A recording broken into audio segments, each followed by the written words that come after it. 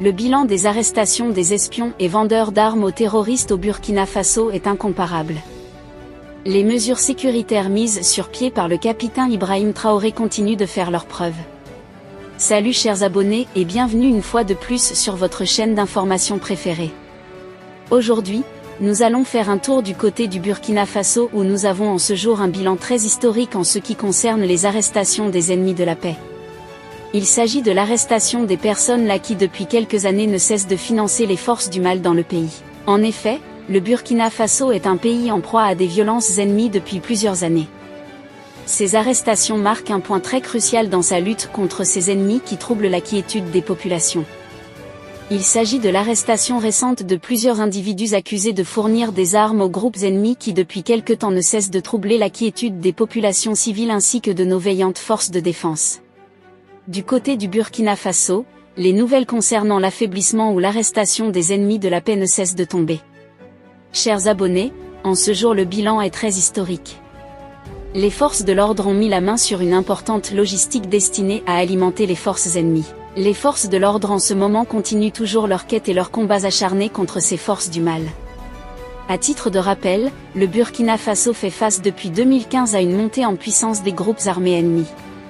Ces groupes souvent affiliés à Al-Qaïda ou à l'État islamique ont plongé le pays dans une crise de sécurité majeure. Des milliers de civils ont depuis lors perdu la vie. Dans ce contexte difficile, l'opération récente menée par les forces de sécurité du Burkina Faso a permis l'arrestation de plusieurs personnes impliquées dans la fourniture d'armes et d'équipements ainsi que de renseignements à ces forces ennemies.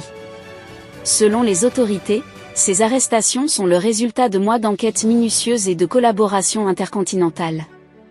L'arrestation de ces individus pourrait avoir un impact significatif sur les capacités opérationnelles des groupes ennemis dans la région, mais elle soulève également de nombreuses questions.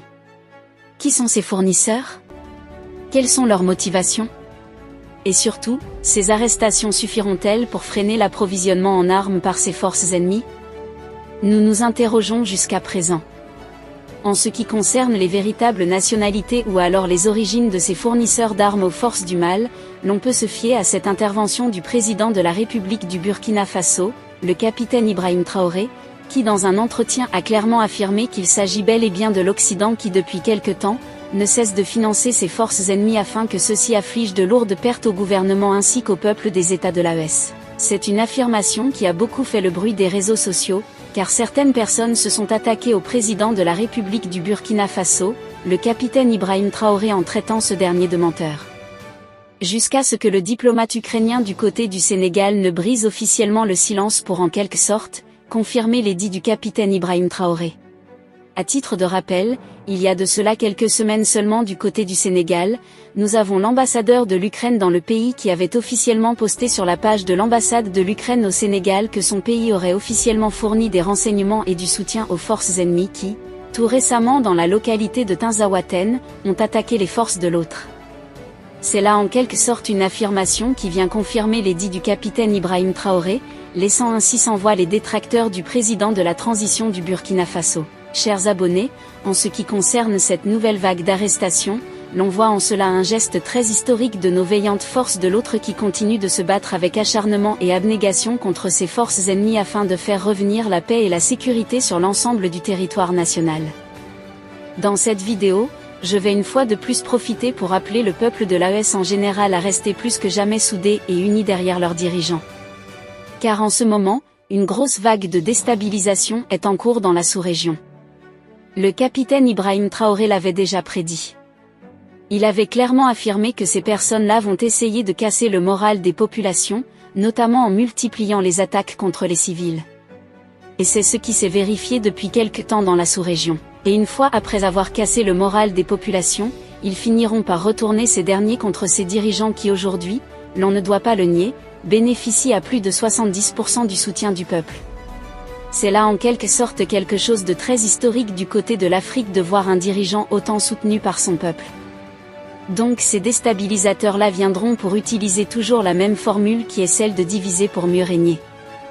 Ils chercheront à nous diviser en essayant de nous faire perdre confiance à nos forces de défense ainsi qu'à nos gouvernements, notamment dans sa capacité à pouvoir éradiquer ce phénomène de terrorisme sur l'ensemble du territoire national. Donc c'est là en quelque sorte leur but ces derniers temps. Ils utiliseront également leurs médias mensongers pour en quelque sorte faire de la propagande en faisant des informations telles que l'armée malienne ou l'armée boudinabé a été sérieusement touchée par les forces ennemies. Nous nous posons toujours la question de savoir pourquoi quand c'est l'armée malienne ou l'armée burkinabé qui afflige de lourdes pertes aux forces ennemies, ces médias mensongers ne font pas assez de propagande. Mais ils attendent juste le jour que c'est plutôt l'ennemi qui parvient à affliger des pertes à nos vrais soldats qui font de la propagande et postent ça jour et nuit sur leurs médias mensongers. Donc le peuple doit en quelque sorte ouvrir les yeux et faire très attention à ce genre d'informations. Car rappelons-le, l'on ne commettra pas la même erreur deux fois. Les erreurs commises avec des personnes telles que Thomas Sankara, Mohamed Kadhafi doivent être impérativement rattrapées avec nos nouveaux dirigeants de l'AES, à savoir le capitaine Ibrahim Traoré, le général Tiani et le colonel Assimi Goïta. Chers abonnés, c'est là en quelque sorte l'information que nous avons pour vous aujourd'hui. Donc ce qu'il faut retenir dans cette vidéo, est que le bilan d'affaiblissement ou d'arrestation des ennemis de la paix du côté du Burkina Faso en ce jour est très historique. Et pour nous, c'est une très bonne nouvelle. Que pensez-vous de cette affaire? Laissez votre avis en commentaire. Si vous avez trouvé la vidéo intéressante, cliquez sur j'aime et partagez à vos amis. Mais n'oubliez pas de vous abonner et de cliquer sur la cloche de notification pour ne pas rater mes prochaines vidéos.